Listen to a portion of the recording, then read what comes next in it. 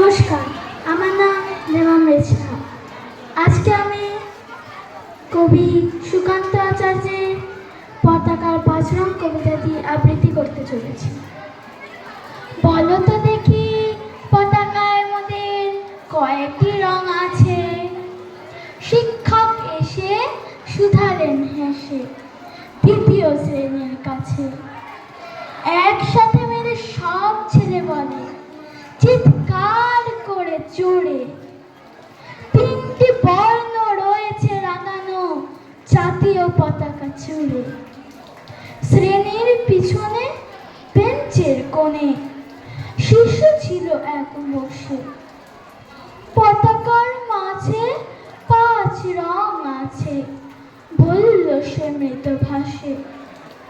কথাটা শুনে পাখি শিশু কনে হেসে খায় লুটোপুটি। শিক্ষক রেগে শুধালেন হেঁকে, বোঝাও কি করে 5টি? উপরে গেরুয়া, মাঝখানে সাদা, সবুজ আছে তার তলে, মাঝখানে আছে আঁকা গোলাকার চাকা, নীল রং আছে ওতে। এটিকে ধরলেও তবু হলো 4টি রং আছে। আর এক লাল লাল ছোপ দাগ দেখা যায় ওই পতাকার মাঝে। বাবাকে যখন আনলে ওরা কফিনের ঢাকা খুলে, চড়ানো রয়েছে দেহখানা তার পতাকা আর ফুলে।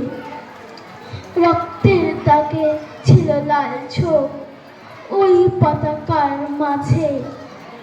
এই নিয়ে মোট হলো 5টি, এবার তো ঠিক আছে। সরল শিশুটির জবাবখানি কাঁপিয়ে দিল বুক, অশ্রু এলো নয়ন ভরে, শুকনো হলো মুখ।